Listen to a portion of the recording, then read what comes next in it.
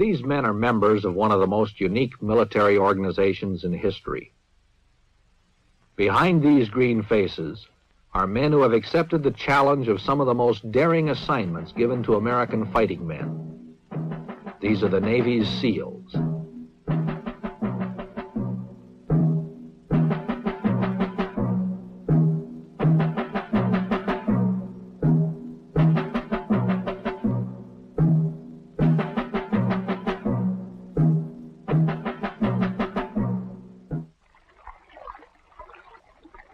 SEAL teams were organized at the suggestion of President John Kennedy, who realized that it would take special operations to win special kinds of war.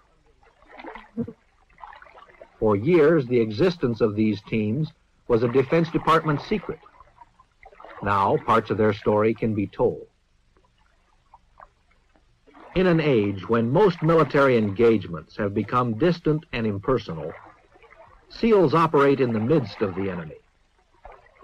Their purpose is to disrupt his supply lines, choke his communications, learn his secrets.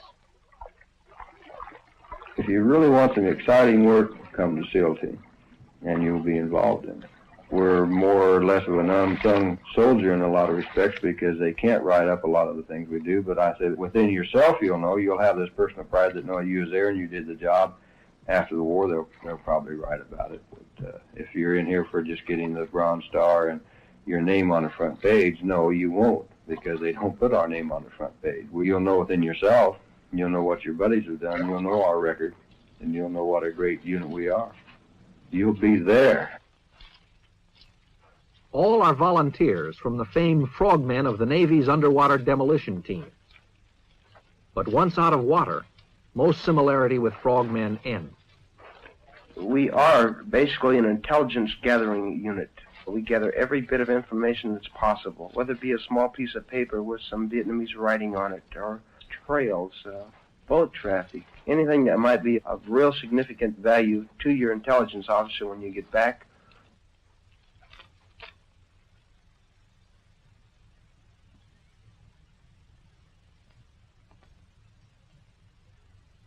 And every man's got to have the physical strength to get through the mission and the mental strength not to waver when the going gets rough. And it gets pretty rough pretty regularly. You've got to want it inside of here, gentlemen. I told you that. We throw things at you rather fast. You've got to react immediately. Because later on, if you don't react immediately, you will be a casualty.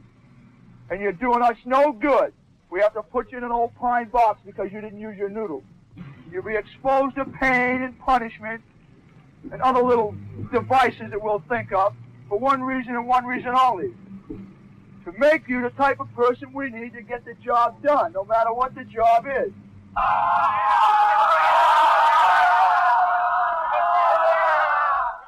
These men are preparing for the grim reality of a personal war. Counter-guerrilla jungle fighting and rugged hand-to-hand combat lies ahead. For this, they must stay in prime physical condition. Those who can't take it would be a liability in combat. In UDT training, they very definitely push you to your limits. In fact, beyond what you thought was your limits. It's an eye-opener. It was an eye-opener for me, and I'm sure it was for most people. What training does for us is it gives us a stamina. Teaches us to know ourselves. To know that we could, if we had to, run for 3 hours, 18 miles. Know we could move across 600 meters of mud on our stomachs and be ready to fight when we get there. It's not a breeze. I think it's more of a mental problem than it is physical. I mean, if it's a normal, average, athletic type person that has nothing physically wrong with him, then it's all up to him. If he wants UDT bad enough, he can endure the runs. They don't punish you to where you can't walk again, or you don't have to swim so far that you're going to cramp up and drown. Get up. Straighten your legs, Adams. Lock your knees. You can get a great deal of confidence out of some of those obstacles over there. Physical training, certainly. You work different parts of the body on different obstacles. You work coordination, as a matter of fact, and a great deal of confidence in yourself. Family, oh, the Frog family is the best family that ever came over across the sea. There's a highland frog and a lowland frog, a Rotterdam. It's just that, well, I want UDT, and I can do all these things. And then you get a positive attitude about the training, and there's nothing they can do to make you quit. You can endure all the extra push-ups and the instructors hollering at you, and just take it with a grain of salt and just say, well, that's part of the program. Or let's think ahead. Well, in another hour, this problem's going to be over, and I'll be back in the barracks in a hot shower and a hot meal. The temperature in the shade is 190 degrees. There isn't any water and there isn't any grass. All there is cactus and it sticks you in the glorious, glorious. 1 keg of beer for the 4 of us, singing glory be to God that there are no more of us, for one of us could drink it all alone. Stand near. Hoo-yah! Hoo-yah! Hoo-yah! Hoo-yah! Hoo-yah! Hoo-yah! Hoo-yah! Hoo-yah! Hoo-yah! Kama! Hoo-yah! Kama! Hoo-yah! Kama! Hoo-yah!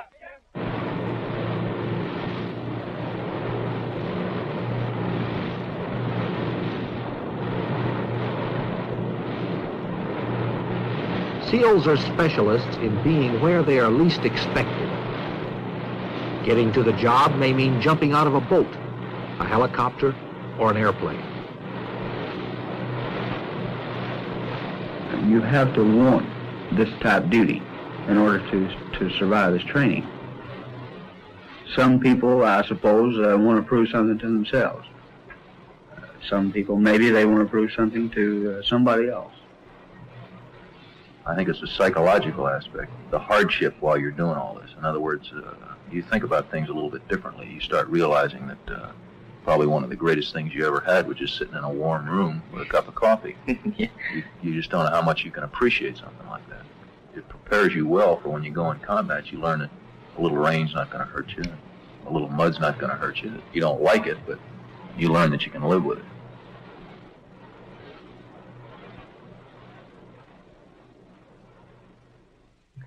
Okay, this morning, gentlemen, we're going to take up what was known in the teams as an Emerson scuba rig.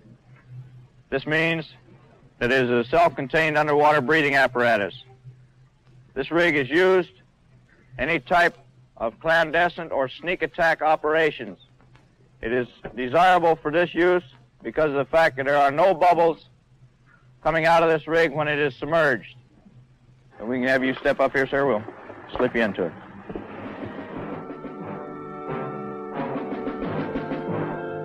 SEALs must be able to turn off physical discomfort, but their minds must be in top working order. Few jobs in the Navy require more mature judgments to be made almost instantaneously. In a combat zone, these decisions can mean the difference between the success and failure of a mission, between life and death.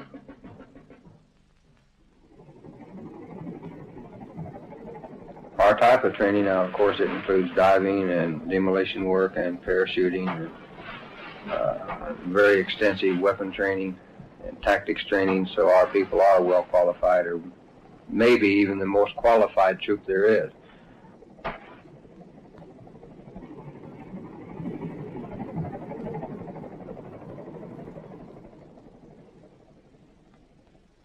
Stand in the door. What are you? Close it up tight. Close it up tight. Go. Get up and out. Get up and out.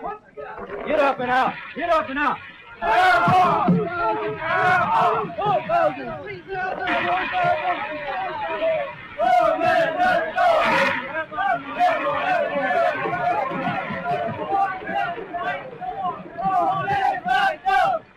You put that chute on, your stomach starts getting hard. Your first jump especially. And they say, hook up. Check static line, check your equipment. The word comes to stand on the door, and I was scared. It was a thrill. It was challenging. It's not everybody that'll get up and jump out of a perfectly good plane. Why, I don't know. Every SEAL is trained in parachuting. Floating down from the sky is a good way of getting to a patrol area unannounced. SEALs learn jump techniques with Army paratroops at Fort Benning, Georgia. Bullet deep one. He's coming down like a feather. What is he? All right, get on your feet. Jump on arm 4, prepare for enormous slip to your front. To your front 4. Your other front 4. Drop 4. Jumper on arm 3, prepare for enormous slip to your... You get to the door and you leave. It's one motion as opposed to being there for a couple of minutes. You exit, you can feel the chute coming out of the bag off my back, the pack. Then as the prop blast hits the chute, you can really feel the tug. You look up if your risers aren't crossed. If they're crossed, you've got to uncross them by pulling them apart. The harness, which is uncomfortable, as anything can be when you're wearing it on the ground, is like a chair in the sky, and you just float down. Canopy! Check! Canopy! Check! Canopy! Check! Canopy! Check! Once you leave the door and you're out in the air, then it's the greatest thing in the world, because you know you've done it, you know that you didn't have to be pushed out the door, you did this thing on your own. You're still apprehensive every jump, because those thoughts always run through my mind. What am I doing up in this airplane? Why do I want to jump out of this airplane when I know it's going to land? But then once it's time to hook up and go, then it's just, hell, I love it. As you approach the ground, there's a man in a bullhorn saying, take a prepare-to-land attitude. Grab your risers, take a slip into the wind so you're trying to stand still. He says, now bend your knees, point your toes, chin up, eyes in the horizon. After your first one, you're ready to jump the next 4.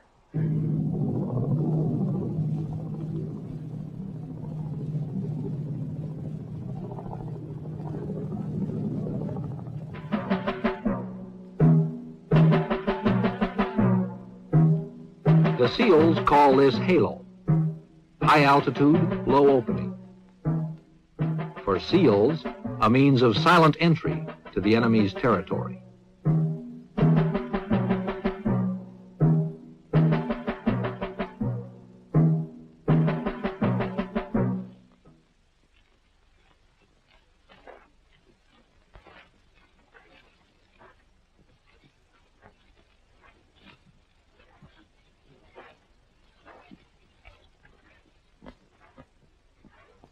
Before deployment to a combat zone, SEAL squads practice together the way it will be over there. You never say anything on patrol. From the time you leave that boat, or the helicopter, or however you're getting inserted, to the time you get back, you don't even open your mouth. We teach them hand and arm signals in cadre training. It doesn't make any difference what type of signal you do use, as long as everybody knows it. To bring back information that will help reveal the enemy's story, SEALs must be alert every minute. An intelligence officer can do so much more with little facts than you have any idea of. If he can find out, for instance, that there is large amounts of rice being moved down a river, then he knows there are either people down there needing food or that there will be people down there soon. When he adds this to other bits of information he's found out, well, a pattern of enemy activity begins to develop.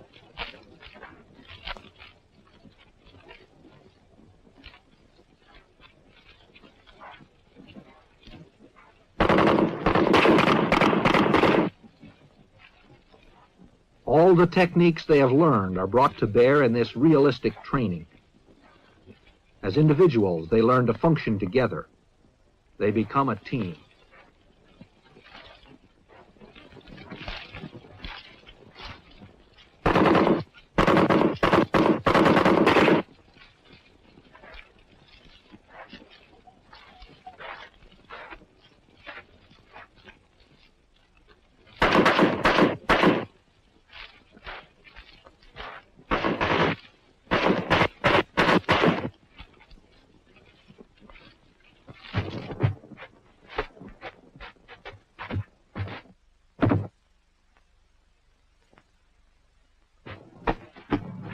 Well, there's a certain amount of romance to it, a certain amount of glamour to being a member of what we consider, without question, the best troops that the country has. I think we're such a highly specialized group of people that we're in great demand. There's just not enough of us to go around. I think our record speaks for itself. 70 or 80 Bronze Stars and numerous Purple Hearts and Silver Stars, a couple of those, and Legion of Merits, and the awards have been just numerous. As far as I'm concerned, each and every one of them are highly deserved, and I think it comes from teamwork, togetherness. The thing that motivates a lot of people is that, again, it is a challenge to a young man. It is, we feel, and we are proud of the fact that we're one of the most highly trained, efficient, small units that there is in any service. And I think it's the pride factor that motivates kids to volunteer for SEAL Team. It's just knowing that they're going to be in one of the most elite, specialized trained units there is. Now, this is my own personal feeling. That's the reason why I stay in it. I have another 8 years in the Navy, and I'm going to spend it in SEAL Team.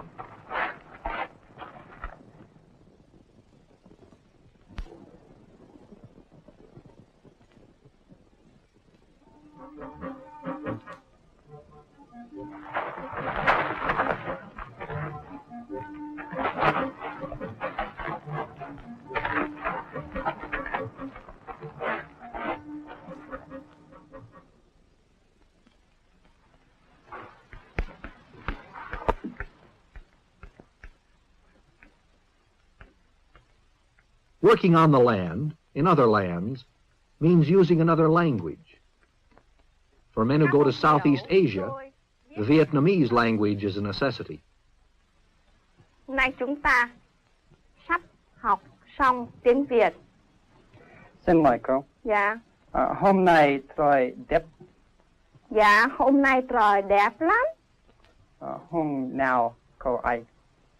Dạ, hướng đông có nhiều mây đen. Hôm nay trời sẽ. Well, our primary job is to gather intelligence. We don't go in to kill Charlie, we go in to capture him. And, well, we always tell him in his own language, with a few words that we know in Vietnamese, things like stop, surrender, come here, get your hands up, you're surrounded, it's this type of thing. See, the three short phrases that we use are Dong Lai, which means stop, Lai Day, which means come here, and Didi, which is sort of a slang Vietnamese phrase that means, you know, get the hell out of here, move out. Đi Việt Nam tháng 11, phải không?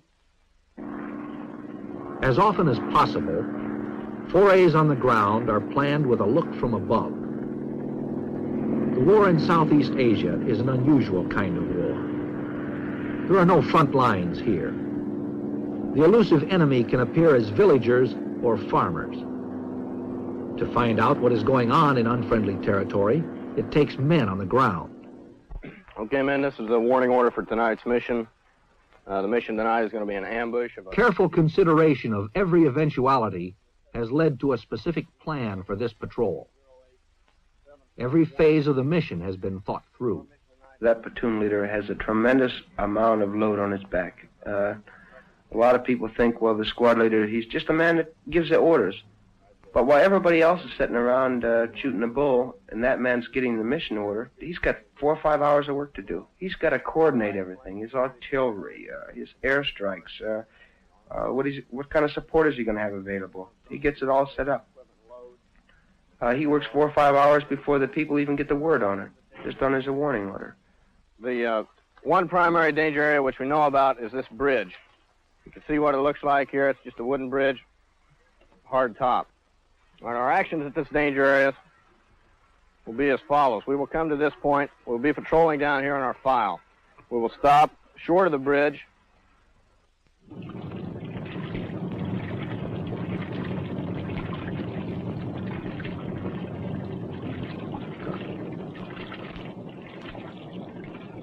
We have the capabilities of being inserted from everything from submarines to fixed-wing aircraft, but essentially the terrain is going to tell you whether or not you can use a helicopter or a PBR.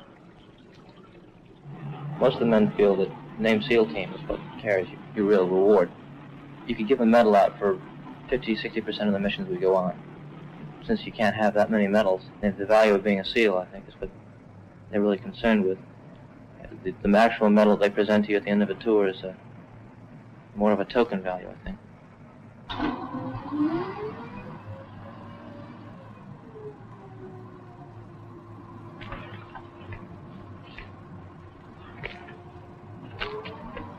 you don't have the element of surprise, you're lost. You won't come out of the mission. You have to have the element of surprise all the time. As soon as you're compromised, as soon as they know you're there, you're in trouble, and you have to be on the way out. If you've got a long way to go in a particularly hostile area, you won't make it out.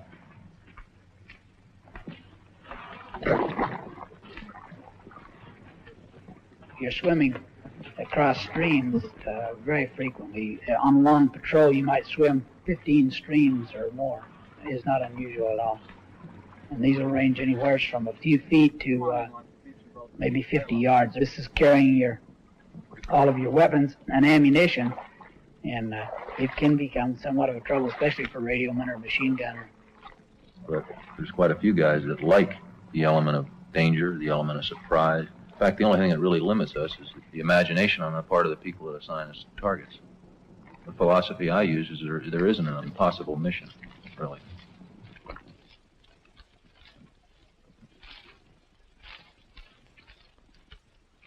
I think people just want to be with the best group. They've already made it to UDT, and they know that if they have the mental attitude, they can be SEALs and be right with the top, doing the most exciting things, and be treated as the elite. I think a lot of people join the SEAL team to be with a group that can fight well and still be part of the Navy. What it is I guess, is a prestige of being the top man. You know all the time you're going to be called to do the hardest job, the job that nobody else will take. We insist on very physically fit people, also a person that is mentally stable to be able to do the things we do, because everything we do has a certain amount of risk involved in it. And it has to be a person that accepts it's not a thrill seeker, not just a young kid that wants a bunch of thrills of jumping out of an airplane or this type of thing, but one that expects danger and knows how to handle it and how to live with it, because in SEAL team you do live with danger, and it's part of your life.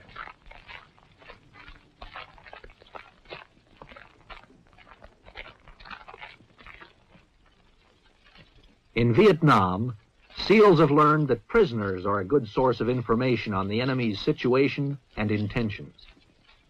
One prisoner can provide information that may lead to the capture of many more.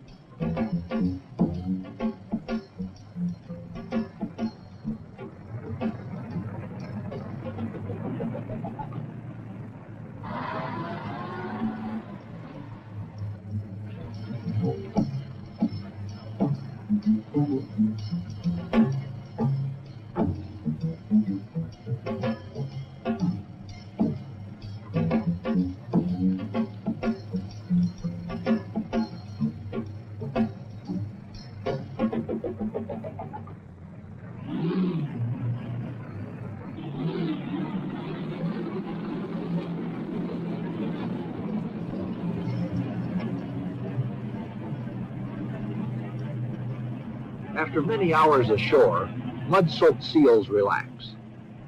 New information will be pieced together with existing intelligence, the pattern of enemy activity brought up to date. Often a SEAL patrol returns with word of unsuspected enemy activity, the location of new campsites, or knowledge of enemy movement on an infiltration route.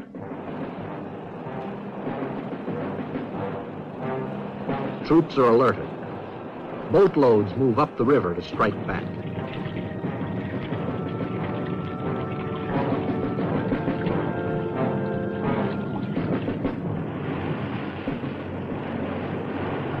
Armed Navy patrol boats and gunship helicopters answer the challenge.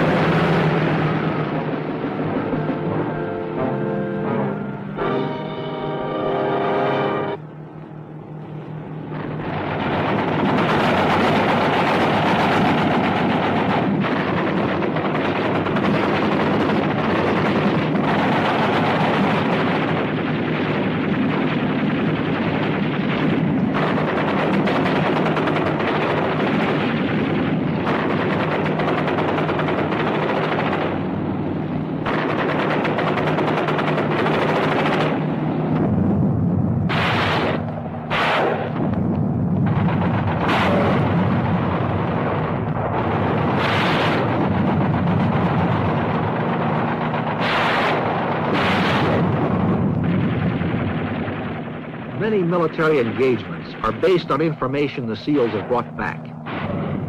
Continuing the tradition of bold men who go behind the enemy's lines, SEALs work, as they say, in Charlie's backyard. Their success depends on their being where they are not expected.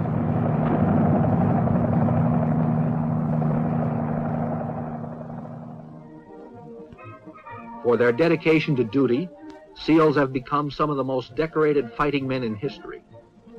The award citations retell some of their exploits. On one occasion, while conducting a clandestine combat patrol through hostile terrain, the mission was to capture Viet Cong in order to gain intelligence on enemy supply movements in the area. The patrol stopped while the forward security element was sent out to reconnoiter a bridge the patrol would cross. A Viet Cong ambush team had moved in to set an ambush at the crossing point. The point man sensed it and charged their position, repeatedly moving without cover, leaving himself vulnerable to enemy fire. His aggressiveness and quick thinking saved his patrol from suffering heavy casualties.